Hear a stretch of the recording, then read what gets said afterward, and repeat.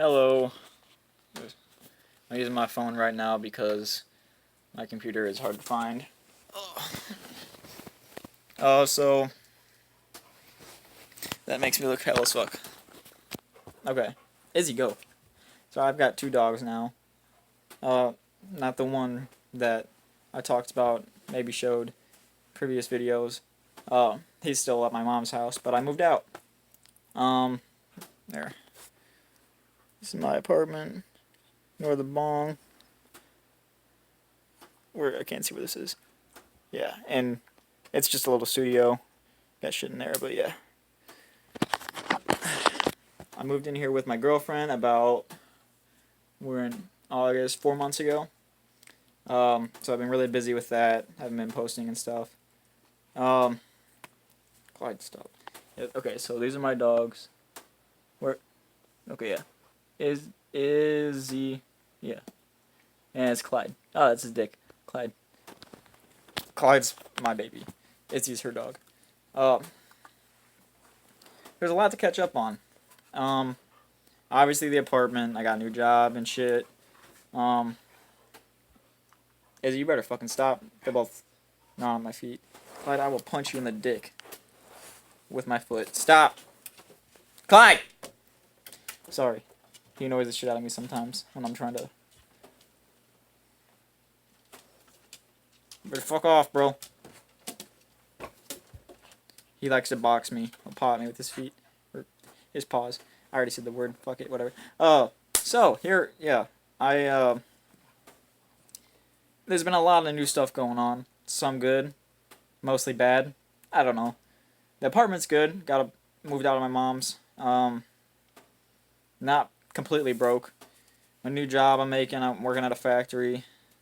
Making like $11.50 an hour, roughly. Closer to 13 with our incentive. So I just started that, so I'll be getting my next paycheck on Friday. Hopefully it's pretty good because I work over 40 hours a week. So this is a psychedelic channel. I'll get to that. There have been updates with my psychedelic experience.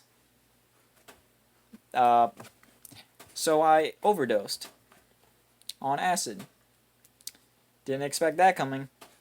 So I was buying 17 tabs, very specific number, I know, for my birthday back in July, for me and my girlfriend and a few of my friends, from the guy that I normally get it from, who I know tests, like I'm 100% sure he tests, I've seen him do it.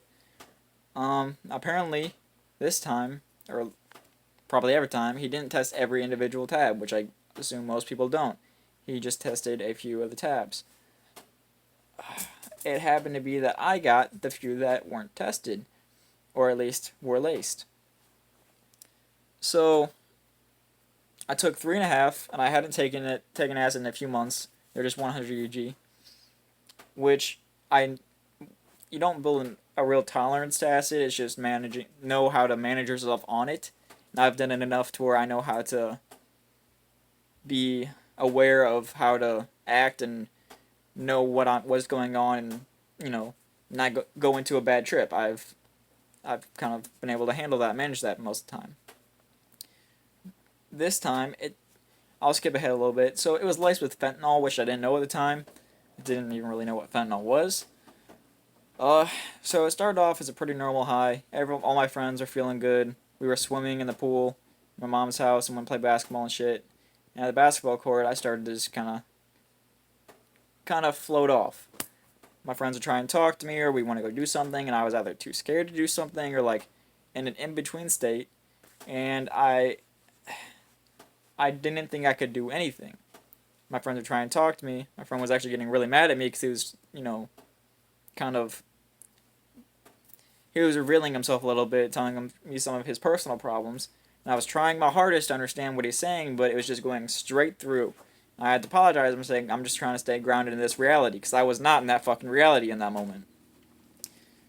I'll skip ahead a little bit more, and up to the point where we're all sitting around the table, smoking and were supposed to be drinking, I got through half a bottle, just beer, just half of one, because I was just too high to do it. Um, and it got to the point where everybody was trying to talk to me, and I would look at them like I understood, but would never say anything.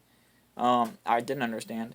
And then randomly, when something would pop up that I like, they'd say like, "Oh, he doesn't know what's going on." I would just, for some reason, come out and say, "I understand what's happening. Yep, I know what's going on. Uh huh." Like I was trying to act normal, but I wasn't, and I had no control over it.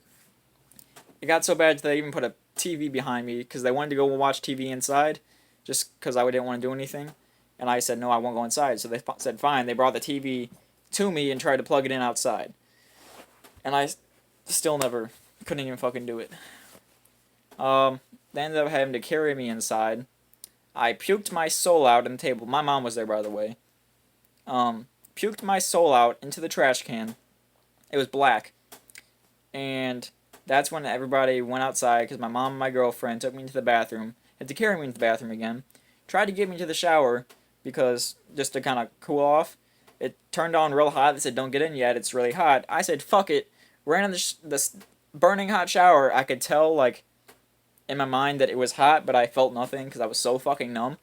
They had to drag me out, and then I started seizing and foaming and screaming, and I can't really get into detail.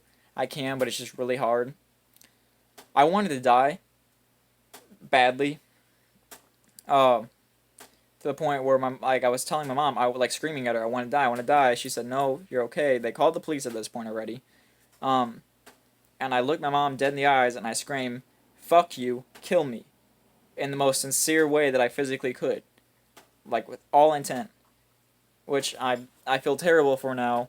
I ended up seizing when I was seizing. I ended up punching my mom in the face, um, somewhere on her. She got a little scar now. Luckily, she handled it very well, and she knows what I do. She knows I'm normally very safe about things, and that's why she was there. I don't blame her for anything. She did everything she could. She did everything as best she could. Police come. I had already pissed myself all over the place, and the police had to carry me, and they gave me 4 things of Narcan, which is supposed to help you with help people overdosing on opioids come down. It took 4 to get me out of it. It normally takes 1. I died twice, which was an odd experience because being unconscious, Clyde, being unconscious while tripping on acid and overdosing on fentanyl at the same time is a terrifying experience because you are not aware of anything that's happening outside. So your entire mental capacity is devoted to what's actually happening in your head. And with all those drugs in my head, tripping like that, it was just... Okay, I'll bring it down to like a few of the major plot points. Before I was dead, I thought I was dead. I thought I went to hell. Thought I went to heaven. Thought I was reborn as a newborn baby. Thought I was a black person, just a fully grown black adult. Thought I was a tree. And these are all things that I legitimately, with all my heart, thought. Then I thought I was nothing. That everything in existence, everything that has ever happened, ever will happen, everything that's happening right now, is just not a simulation, all happening within an instant in my mind, but my mind doesn't exist.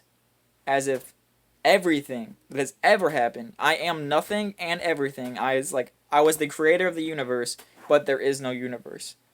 This is all just like a molecule.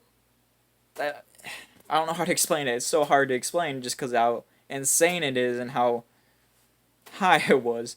But it was the most terrifying yet blissful experience of my life. When I accepted that, because I had fully accepted, it wasn't like, I think this may be the case, but I might just be high. I had fully accepted the fact that nothing has ever happened, nothing is real.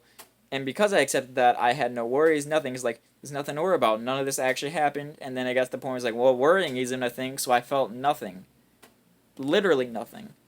Which was so blissful, it felt like billions of pounds just lifted from my shoulder. Like I was nothing. I felt like nothing. And I was, apparently, while I was unconscious, I was saying all these things, which, Clyde, I was not aware of. I was saying everything that I was thinking.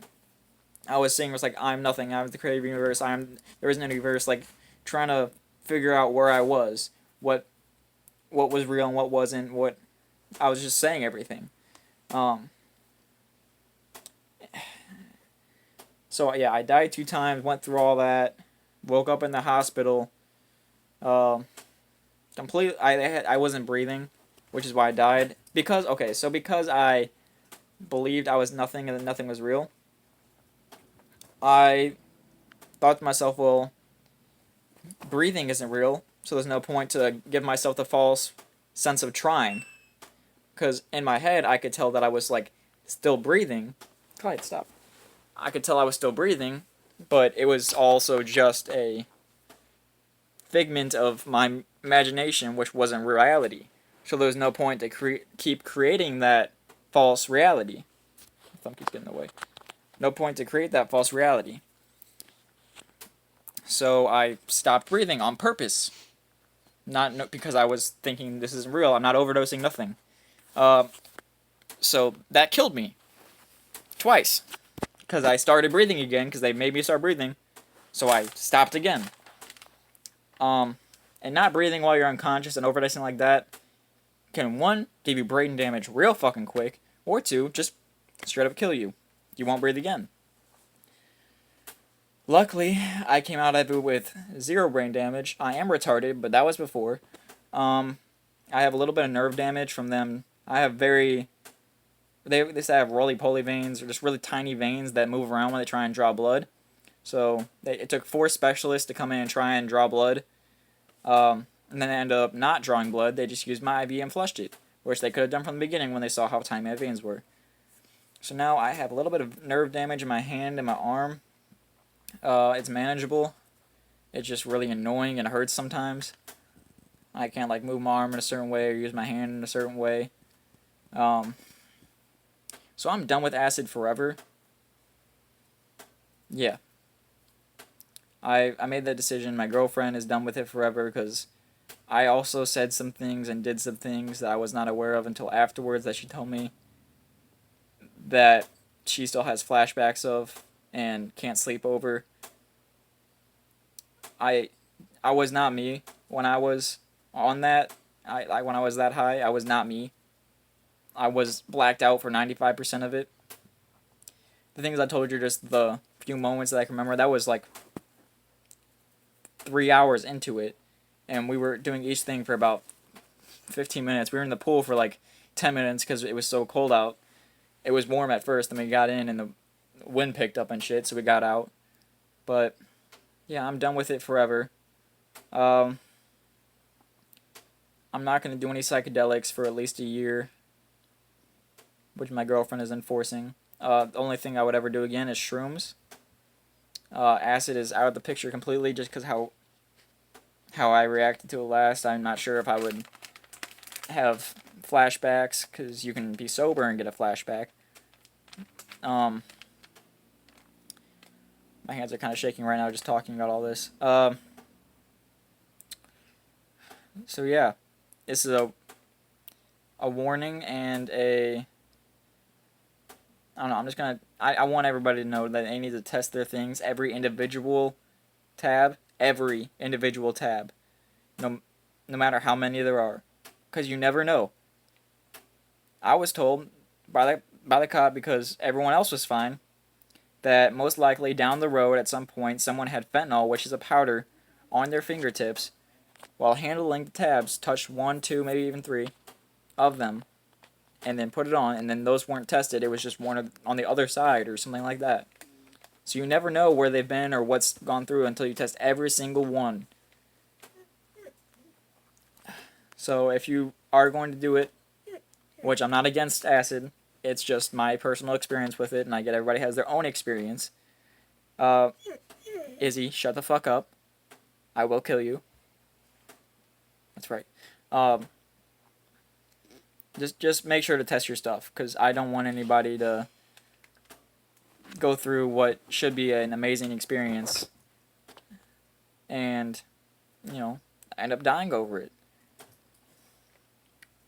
So that's just my update, and I hope everybody stays safe and enjoys their psychedelic journey while also keeping a healthy life. Alright, so peace out.